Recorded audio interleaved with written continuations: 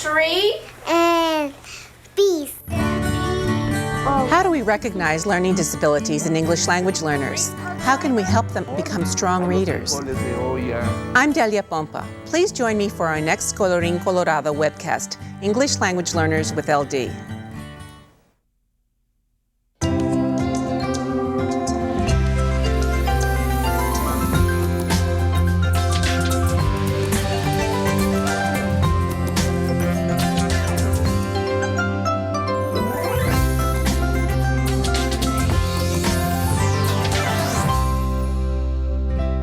Funding for this webcast is provided by the United States Department of Education, Office of Special Education Programs. Additional support comes from the National Council of La Raza. Hello, I'm Delia Pompa. Welcome to the Colorín Colorado and Reading Rockets webcast series. You know, teaching reading to a child who's just learning to speak English can be a challenging task. When that student also has learning disabilities, the challenge is magnified. Dr. Elsa Cárdenas-Hagan is here to help. Dr. Hagan is a bilingual speech-language pathologist and director of the Valley Speech Language Learning Institute in Brownsville, Texas. She also works with the Texas Institute for Measurement, Evaluation, and Statistics at the University of Houston. Thanks for being here, Dr. Hagan. Thank you for inviting me. Let's start with something very basic. All right. What are learning disabilities? I know that there are legal definitions and other controversies about it, but in practice, what do we mean by learning disabilities? Well, a learning disability would mean for a child or a student who came to school and the teacher would notice that they're having difficulty and not progressing in the areas possibly of reading, writing, spelling. It may be that they're having trouble understanding or difficulty in math or reasoning, problem solving, those kinds of difficulties. To what degree are learning disabilities a phenomenon of the English language? Well, what we know at this point in time and what's very difficult to tease out are what are the differences between a child typically developing English and whether that child is having great difficulty in learning. Often learning disabilities, it's very hard to tease out between language and language difficulties and a learning disability. So we're talking about a bilingual child here. How does a learning disability manifest itself in the child's native language, say Spanish? All right. So what we see, no matter what the language, and within languages and across languages, what we will find are similar patterns of difficulty. For example, if their student were dyslexic, they would show very clearly in their native language, say Spanish, the same kinds of difficulties, having trouble with processing of sounds and playing with sounds, having trouble reading single words, and that trouble then leads to difficulty in reading fluency and comprehension, etc. So how would a teacher tell the difference between a learning disability and just difficulty in learning the English language? I know that's a pretty basic question, and that's a big question, so get us the basics on that. Actually, it's quite a complex question that you have asked, and one that researchers have we've been trying to really tease out what this means. But indeed, what we will see is, and what we need to be careful are all the variables. Students who come to school, one of the first things you must do is really evaluate, provide some type of screening, and use that as your anchor. And then the teacher must try and incorporate all the effective strategies that we know work for monolingual speakers, can also work for English language learners, but there has to be adjustments and adaptations. And as you adjust and provide those adaptations, what you're looking for is some progress. And you have to monitor that progress very carefully. And only then, when the student doesn't appear to be responding, then should you go further and make a step into having them evaluated by experts. That is a lot. So let's go through the first steps here. What does a teacher do when an ELL student who she suspects has an LD problem arrive? What the teacher must do is first gather information. That teacher needs to be the detective. Find out from the families, from previous teachers, what have been the opportunities for the student? What was the language of instruction? Because was this child exposed to English before? Or is this the first time the student's being instructed in English? Or is this instruction in Spanish? How many years of opportunity have they had? Have they been responding to that opportunity? And if not, then decide, what do I need to do? Or maybe the teacher needs to continue to collect information. Well, should a school assess in both languages? That you asked me just the perfect question that I would love to answer. A gold standard would be to test in the two languages. And the reason you would test in those two languages is to give yourself a complete picture of what the student really understands and knows. So giving, for example, a test only in one language gives you an incomplete picture. You must understand their skills in their native language and the second language, and make sure that it's not an issue of acquiring that second language, but indeed an issue of having difficulties in learning despite the language. What if a school doesn't, as is usually the case, have a bilingual staff member to perform the assessments? What you can do, and often what teachers and school districts do, is look out in the community, look for regional centers that have experts, or actually try and find these persons to help in the assessment process. You can also actually train people, that maybe these are people who understand the language, but maybe they can be trained alongside a diagnostician. The diagnostician can be there for the testing, but just making sure that that native language was clearly evaluated and used in determining whether indeed the student in fact exhibited a learning disability. But what does a comprehensive dual language assessment include? If you were looking for a dual language assessment, you must include all the areas. And so you would want, I'm a speech language pathologist, so I would want to make sure that there would be a very nice look at language, how well children understand concepts, how well they understand words, how well they're able to use words in their first language and also in the second language. But aside from that, you must very clearly look at those reading skills, the basic reading skills, which include looking at their ability to process sounds, their ability to read words, and then their ability to comprehend what they've read. Of course, you have to look at the highest level of language, and that would be written language.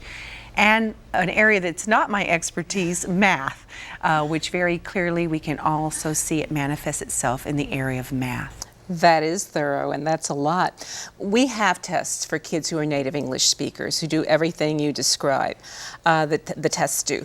What is the availability for second language learners? Can you use the same tests?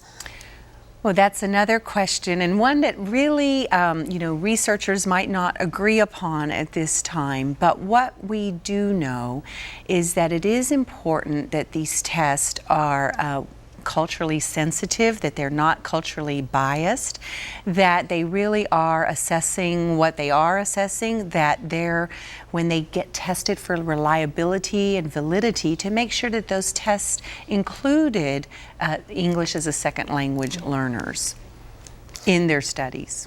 Well, say a school now to this point has done everything right. They've had valid and bilingual assessments, they have a skilled bilingual professional assessing the student, and they evaluate the results. I'm guessing even with everything in place, this is still a very complicated situation. So let's tap into what you just described yourself as, which is a bilingual speech pathologist. What issues are going to pop up still that could be confused with LD? What language issues? I mean, you've still got the child who's learning a second language. Right. What are some issues a teacher might see that would cause some confusion for her? Some of the areas of inclusion do indeed exactly what you said. you're looking at two languages often developing either simultaneously or sequentially. And what often gets confused and what muddles the water there is what we see is that the students are often assessed in the second language, and they may just be acquiring that second language. So second language acquisition, children go through a period of time where it's a nonverbal period where they're taking in all the information, and we call it the silent period. And sometimes that might be confused for a language disability or a learning disability when in fact they don't present with that difficulty in their native language, and it's just a part of that second language acquisition process. So those testing them in two languages becomes even more important there. There are a lot of challenges in this situation. What's your recommendation to well-meaning professionals who are doing the best they can with the resources they have? Well, what we want to make sure that they do is actually, and I've been a proponent of Colorín Colorado and really LD online, there are resources online. We want to make sure that they are incorporating effective practices for English language learners, making sure that they really are understanding the information, scaffolding that information, being very descriptive and explicit in the instruction. Thanks. Now we've covered the first step. Now we know they're identified as ELL with an LD. What's the next step? Well, once you've really teased out, you need to make a plan. And based on the information, that plan needs to be what will be the language of instruction. What often happens in schools is there's a plan possibly developed, but we don't stick to the plan. And students get moved from one model, possibly trying to learn English, maybe back into Spanish. So we have to be consistent with the language of instruction and give that program model that an opportunity for the students to respond and then make the decisions along the way of how they're responding to the intervention. I assume you're talking about an IEP, and the next question I have actually relates to that is, I'm guessing most schools don't have a person who's an expert both in ELL and in developing an IEP. What do you do in that case? How do you do this without somebody that has that expertise? What you need to make sure, and when you develop that individualized education plan, you need to make sure that that plan, you know that there are certain goals and objectives that you need to meet. But for an English language learner, what that means is that you are looking at what other adaptations can we make? How can we make the information more comprehensible? Maybe we need to take smaller steps in getting to the goal. Maybe we need the native language as a support to reaching those goals. And so you want to keep the goals in mind. You have the same goal objectives and the goals are in mind and in place, but you need to take into consideration that language and provide that native language support for the students so that they will understand the information that they are trying to learn. So then what would the IEP look like? Let's take an example. Let's take a third grader newcomer who's dyslexic. What would his IEP look like? Well, the IEP would certainly include the same types of effective practices for a dyslexic child in English. Those effective practices can be conducted, for example, in the native language. And what we often must keep in mind is, let's say, the intervention. One point I do want to make is that intervention should match the language of instruction in the regular and general education classroom. So whatever you're trying to improve should match the language of instruction in that classroom.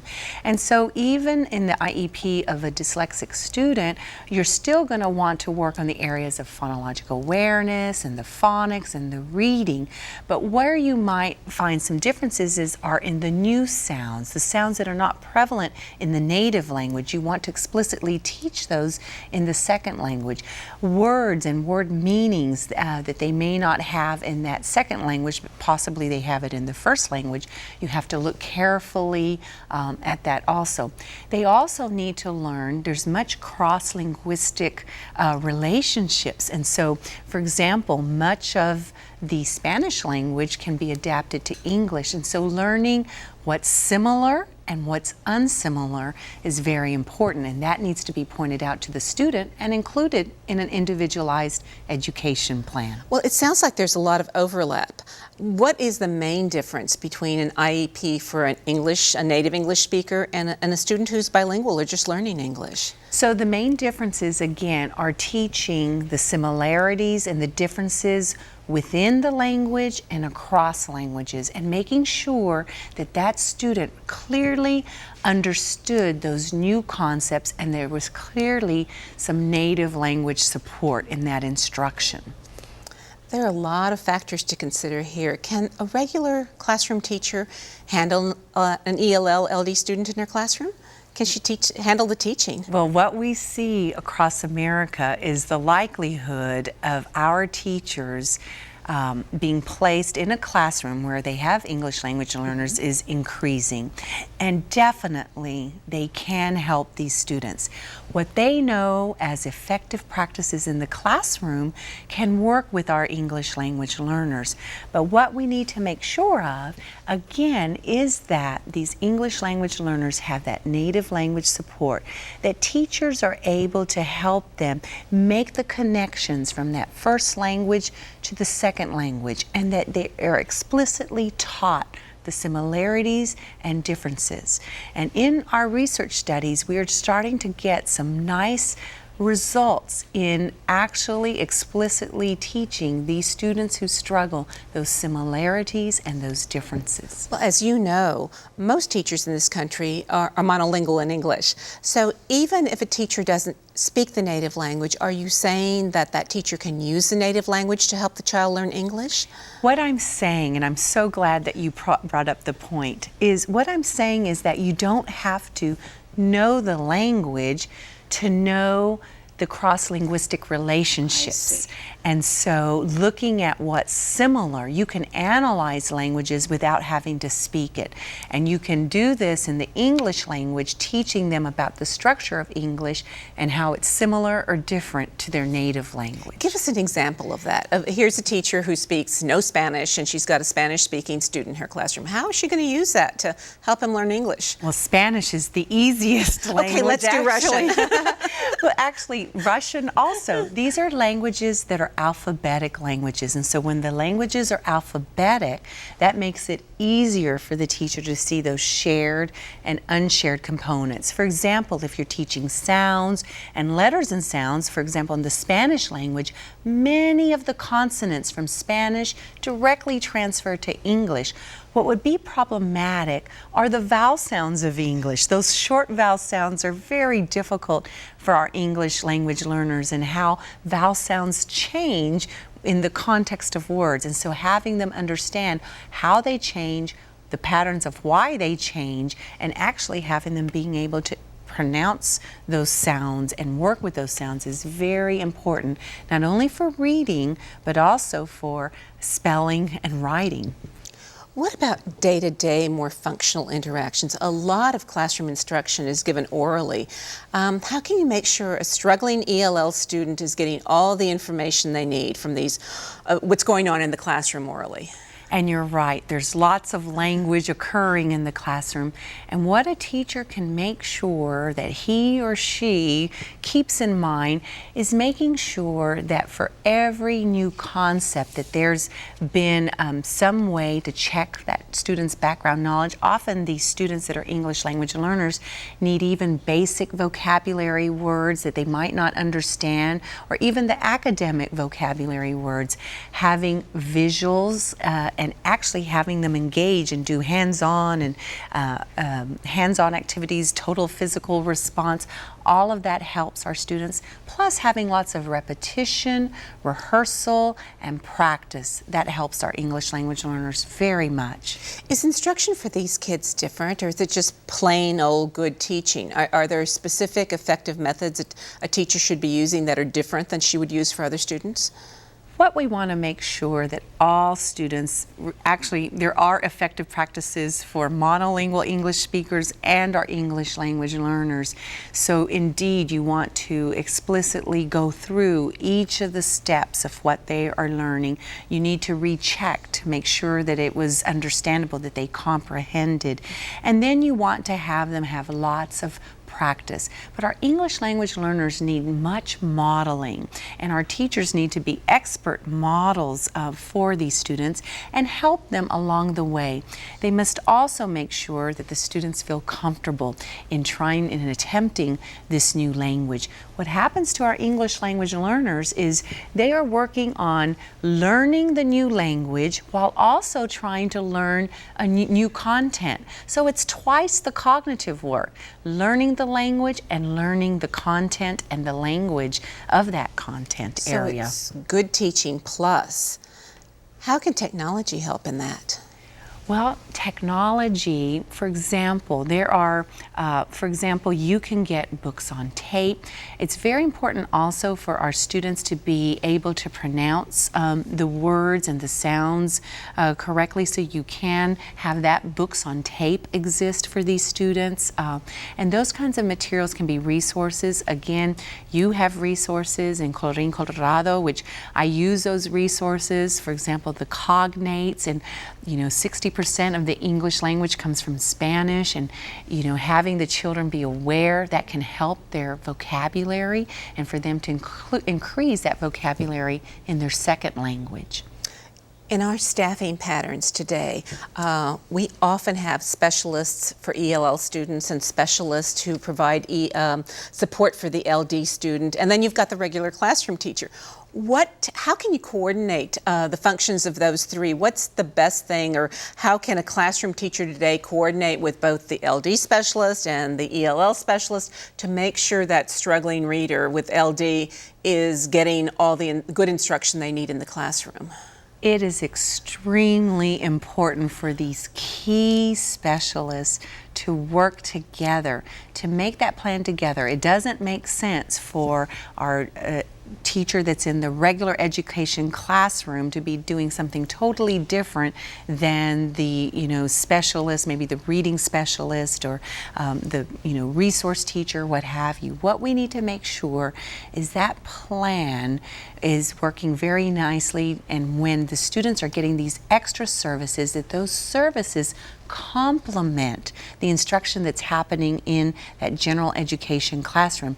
So getting together, having those meetings, keeping in constant communication regarding this process for the student to achieve language, to achieve literacy, to achieve that academic language is crucial and a must for our teachers and specialists in schools. Well, as you know, our classrooms are fairly large. We have 25 to 30 kids in classrooms all across this country, and teachers have to respond to all 30 of those kids. How does that teacher make sure that the ELL LD student in her classroom is getting all the support he or she needs? At the same time, she's not slighting the other students, or she's giving everybody their full instruction. How does that happen for one teacher? And it can happen.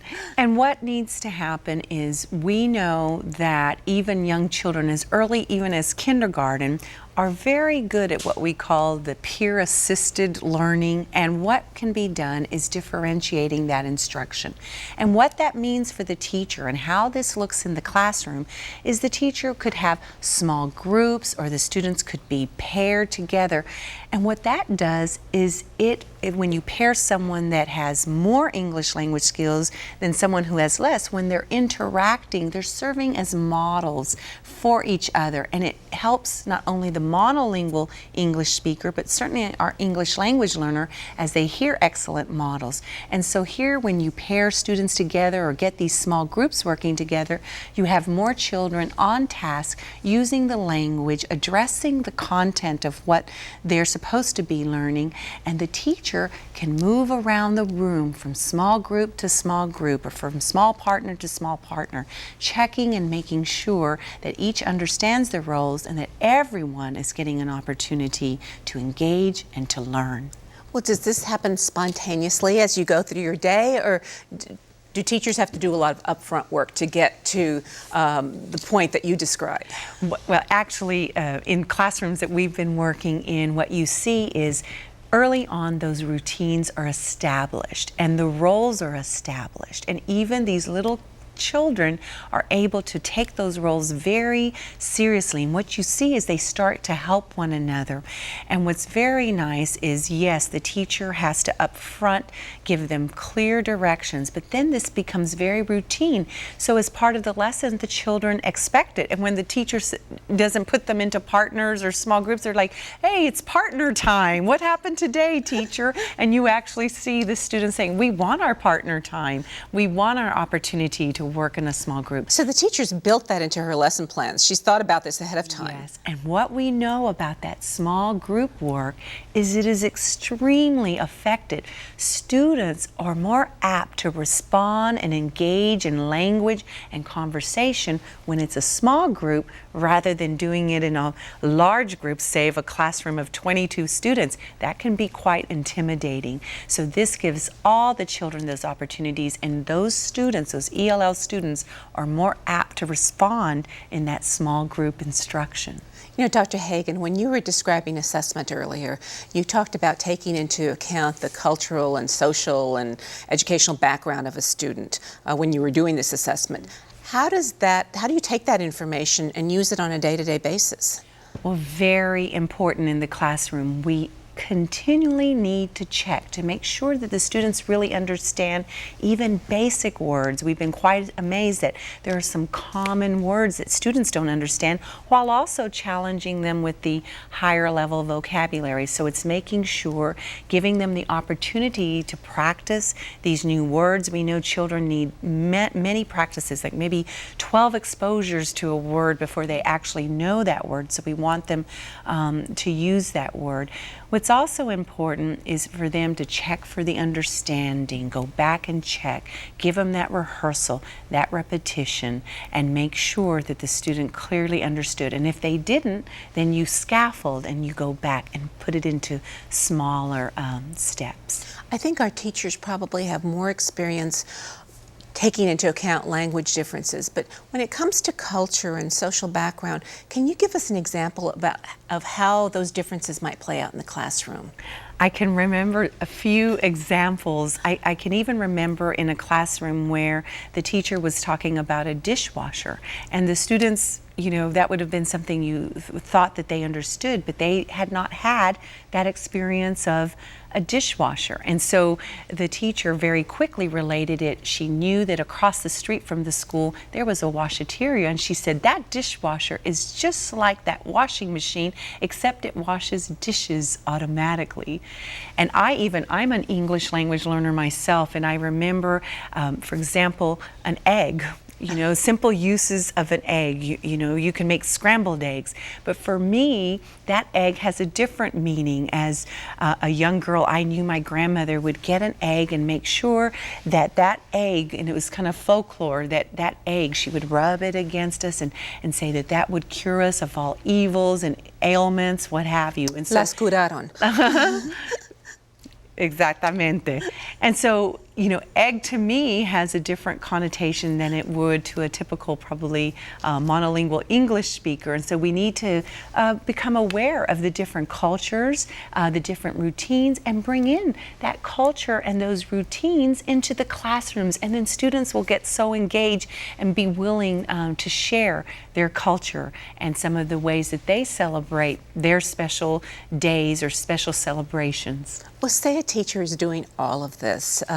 She's using the native language, following the IEP, providing intensive instruction, incorporating culture. How can she be sure that the student is improving? It's a must to ensure that. And what we want teachers to do very clearly is to have progress monitoring tools that are related to the content of what they're teaching, and do this very often, every week or every 2 weeks, to make sure that the students are understanding. We want our teachers to be diagnostic and prescriptive in their teaching. So every day, whatever a child gives you, that informs the teacher, how can I adjust that instruction to ensure that the student has learned? So those progress monitoring tools are important, not because they're required by school districts, but because they help you and inform your instruction. What are some resources, or are resources available that would help a teacher who has an ELL LD student in their classroom? We are now finding, I will tell you about, we've been doing lots of research in this area, and there are websites in which you can look at some of these new tools. The Department of Education, the Institute of Education Sciences, and the National Institute of Child Health and Human Development actually sponsored much research, especially for our English language learners. And you can get some of that information from the Center for Applied Linguistics right here in Washington, D.C. And that website is www.cal.org. Good memory. I'm sorry. And that is a good memory, because I often go back to make sure, okay, here are some tools that teachers can use, or and it tells you what's available to this point in time. So we're lucky that these tools are now being developed. We need more of these tools, but there are some that exist at this point in time that they can use quite effectively with English language learners. Thank you, Dr. Hagan. And I stepped on that last piece that Dr. Hagan gave us, which is the website. It's www.cal.org. Thank you. One resource we haven't discussed is parents. We've got a video clip from a school in Chicago, Rachel Carson Elementary. What they're doing is some innovative things to get parents involved with the kids. Now, the kids you'll see here don't have learning disabilities, but we think the strategies you'll see can apply very broadly. Let's take a look. Principal Kathy Mayer learned early on that one key to teaching young readers successfully is getting parents involved. To get parents into a school, one of the first things you have to think about is what would appeal to the family. What would you want to see for your own child? Parents who come from other countries obviously aren't quite sure what the rules of the road are with respect to U.S. schools, so they might be reluctant to be assertive or aggressive as far as finding out information. But they care very much about their children's education. Angelica Torres is the parent of 3 kids at Rachel Carson Elementary School in Chicago. At first, she was skeptical about getting involved. I said, well, I'm gonna get into it to see what happens. If I don't like it, I just get out, and that's it. She liked it. Now she's a dedicated parent volunteer, and she's part of a concerted effort to make parents partners in their child's education. Not only are the parents very motivated, but they're also, in most cases, competent, at least at the beginning levels, to help their children acquire beginning literacy skills. Rachel Carson Elementary has partnered with the Family Literacy Project at the University of Illinois at Chicago. The program trains Latino parents with limited English to become literacy models for their children at home. Unfortunately, many immigrant parents who do not speak English feel that they cannot help their children because they don't speak English. When I talk to parents, I always say, the language that your child speaks and the language that you speak is a resource. I think that talking to the child, continuing to develop their oral language in the native language, it is important.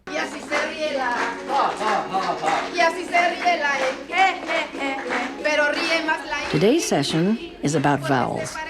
The group learns fun, engaging ways to teach their kids letters and sounds. The literacy classes are real good. You know, they teach you how to teach your kids the alphabet, how to read to them. Once you go one time and you learn things to help out your kids, you know that you're doing something good. Now Angelica gets to put into action what she learned. Elephant. Elephant. Fish. Fish. Scrubbing, washing. At first, Angelica's son didn't like reading, but she found out how to change that. Instead of telling him, you have to read, they told me, you read to him. So he get, excited about it. You read one page, here is one page. And I used to tell him, don't read those Clifford books because they're for kindergarten kids. And those are the ones he likes to read. So they told me, it's a good idea if you let him read those. It doesn't matter what he's reading something. When the time came, Laura could hardly believe it was real. That was an interesting clip. In the clip, Dr. Villan Sanchez talked about language as a barrier for some parents. How can parents who don't speak English themselves help their children become strong readers? Well, it's absolutely necessary. We know so much about reading depends on language, and language is cheap and doesn't cost money. So what we want to make sure is that parents are telling the stories of their lives. They're working with words. You don't have to, even some parents will say, I'm not literate, so how can I help my own child? But indeed, you can even get a book and look at the pictures and tell the student the story, having them retell the story to you. You can learn, some schools are actually having adult literacy classes for our parents, which has been very, very helpful, but just incorporating language, going to the library. There are lots of community libraries. Some of the school libraries are staying open. Getting that book, taking that book home, going through the book, having the student try, their own child try to read the book, and them to talk about what they think it's about would be excellent. And a lot of families and different cultures are known for their storytelling abilities. Those storytelling abilities are very rich in language, and you must have language and rich words and rich vocabulary to end up having high levels of reading comprehension. So I always tell families, talk to your children. If you can, read to them. Have them read to you. Go to the library. There's lots of story times there. Lots of schools also provide after-school classes, not only for families, but also for the students themselves. Well, you described so many resources the parent has, and many parents have, but in the clip, Angelica seemed reluctant at first to go to the school. What are some of the reasons that a parent of an ELL student might be hesitant or reluctant to come to the school? It's very intimidating to go to a school if you do not speak the language of the school. In many cultures, the teacher and the school personnel are held in the highest esteem, and it's very intimidating when you don't know the language. So teachers and school leaders need to engage our families. For our families, it was always, okay, they're going to have what we call pan dulce, the little sweet bread, or they're going to have a coffee, and maybe even doing it in some small sessions, small group sessions. What you also find is usually one of those brave parents that have come to the school and have them be the leader in getting their other parents from the neighborhood into the school.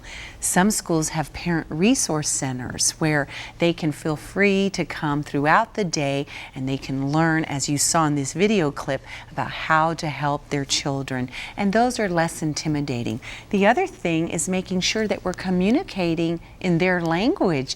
A lot of times families don't come to the school because they weren't aware that there was even a meeting, because the information was not communicated to them via their own language that they can understand. You've made a clear case for why it's so important for parents of an LD student to be involved in their child's schooling. But even English-speaking parents of LD kids face a lot of challenges when they talk about developing an IEP, making sure their kids are being supported appropriately. What about the parent of an LD child who's also ELL? What can schools do to help them get more involved and help them get the services and to come to school? Right. You can imagine how intimidating it is to come to an special education meeting whereby all these professionals are there to tell you about your own child and all the work that needs to be done and all the objectives that need to be met. But actually including the family in that process, letting them know this is going to be okay. We're going to take it step by step, and here are some of the things you can do in your home that will also help. And also leaving that open door policy of them being able to come to ask questions and frequent meetings with these families on how they can better help their student in the home, and also some additional community resources that may be available, especially during the summertime, because we want to make sure our English language learners are not having a dip in the summertime, because we often see that between May and the fall, students also take a dip in their learning, and so we want to keep them active, and that would be a perfect time for the parents of our English language learners, especially those who have learning disabilities, to keep those students engaged and providing them with learning opportunities in their home and in their community, as well as possibly in the school. You know, we seem to be doing a better job in our schools of recognizing and honoring the cultural and linguistic differences of kids, but we sometimes forget that their parents also have these linguistic and cultural differences. How do we honor that for parents in working with them? A lot of times, you know, parents, and we also need to learn more about the interactions with parents, what they feel comfortable doing, how verbal they feel, and how you talk to them. For many parents, sometimes as English speakers, we're very direct in our communication styles, where in other cultures the communication style is not as direct. And so learning about those communication styles, learning about how parents can best feel comfortable in engaging, and then providing the families also with some resources. There's many community resources on helping these families identify and learn also that second language. These students have a better chance if their family member and if English is spoken in the home, so that they have some models in the home. And if they don't, then you find other community members that can provide those models for the students. How do you take into account the literacy levels of parents? What happens with our parents is it's quite interesting. In one of the studies we looked and saw, you know, for some of them they did have literacy skills, and for others they had limited literacy skills. And so again, what we were encouraging them was to engage in some adult literacy courses, to actually come to the schools, as you saw in the clip, working with families that even though you're not literate, there's some activities that you can do that have minimal literacy requirements that you can engage your children that will help them in their literacy. But I think it would be most helpful for the parents of our students to have those opportunities themselves to become literate, so that they can in turn help their students and their children, their loved ones in their home. And you mentioned this for kids, but what about for parents? Are we talking about native language literacy and native language activities for them? Actually, we've been looking at that very closely, and yes, indeed, looking at when you look at adult literacy models, we don't see that we've been as successful, and part of that of not being successful is probably because there hasn't been enough native language support in those adult literacy programs. And actually, we would like to start looking at that, making sure that the same kinds of effective strategies that we're learning about for our English language learners as students, that we should be applying and looking at how that applies to our adults, our parents. And so looking at that native language support certainly seems a direction that we must take, so we'll have more success in those adult literacy programs. Okay, that's a lot. So let's step back and so we can look at the big picture. What sort of academic success are we going to expect from ELL LD kids? And does that differ? How does that compare with the success of native English speakers with LD? You know, what we want is we want to look at every child as an individual, and what we expect from that child is that they are responding to the intervention. And so, as we mentioned before, that close monitoring is extremely important, because that's going to tell us how we need to adapt our instruction to give to these students.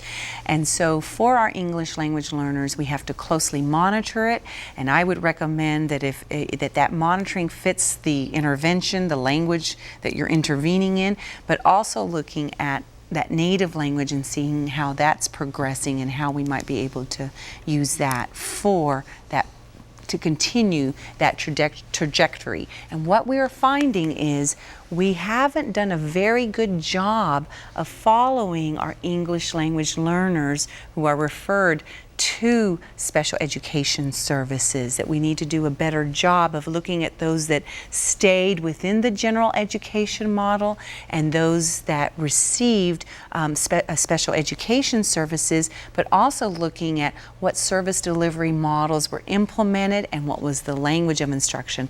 That to me seems like a future direction to really know what are we doing, what works best for what child and for how long, to better inform our practitioners. So a lot of work still needs to be done in that area. You know, you work in this field every day and probably have lots of ideas about what the next steps might be. You talked about some future work. What about for the rest of us that don't work in the field every day? What are some future steps in this field? Some future steps surely include designing even better assessment tools to make sure that we've covered every aspect of language and literacy and learning that we possibly can.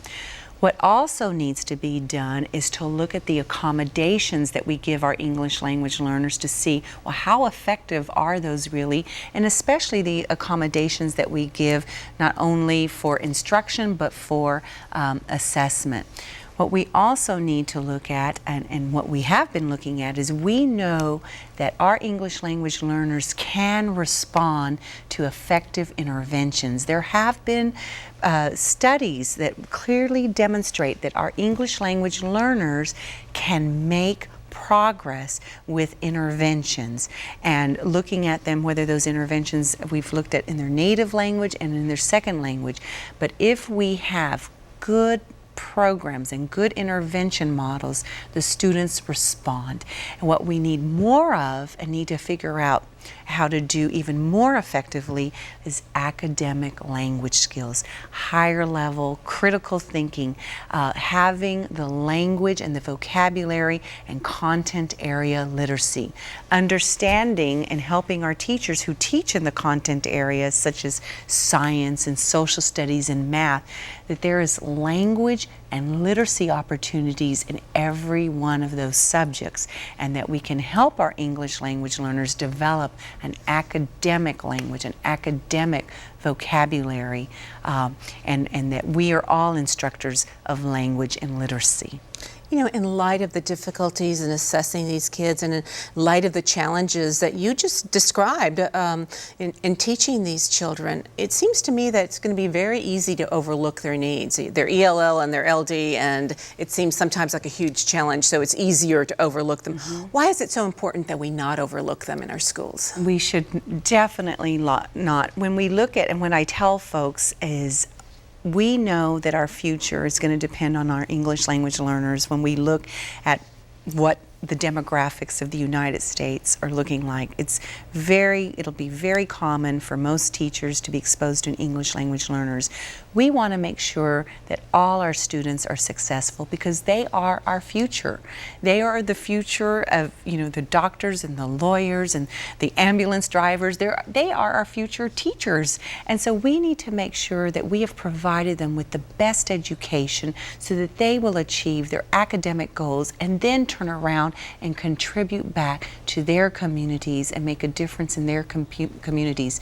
They are our future and the success of our United States. That's a lofty goal and a good one. Any final thoughts on how we carry it out, or what else we have to do to make sure we get there? Well, again, I think it's very important to follow these children carefully, to look at the language of instruction, to make sure that when we're making decisions, those decisions are based upon the data that you collected, the data, good sound data to say this is how this student should be instructed. This is the language of instruction, and not switching the plan in the middle, maybe doing some adaptations to that plan. But what happens to our English language learners, again, is that they are switched from one language to the next, and there's not consistency across those languages, and making sure that we are providing them with the opportunities for learning, not only the social language skills, but those academic language skills, and learning those higher level comprehension skills, higher level vocabulary. That's where our future will be, in looking at comprehension, vocabulary, academic language. Dr. Hagan, thank you so much for talking with us today and for giving us all that good information and for the passion you seem to have for your work. We really, it's a model for all of us, I believe. And thank you for watching. For more information about teaching English language learners to read and how to reach out to their families, please visit our website, colorincolorado.org. On the main page for this webcast, you'll find recommended readings, discussion questions, and more. I'm Delia Pompa. Thank you for joining us.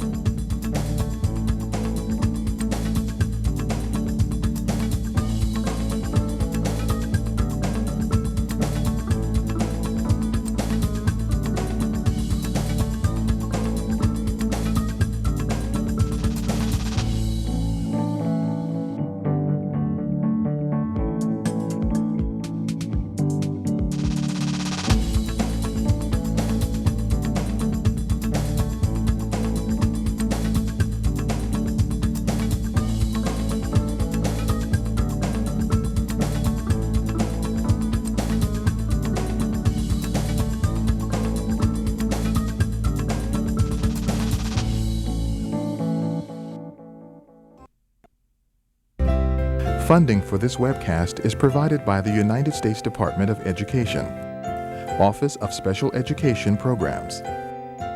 Additional support comes from the National Council of La Raza.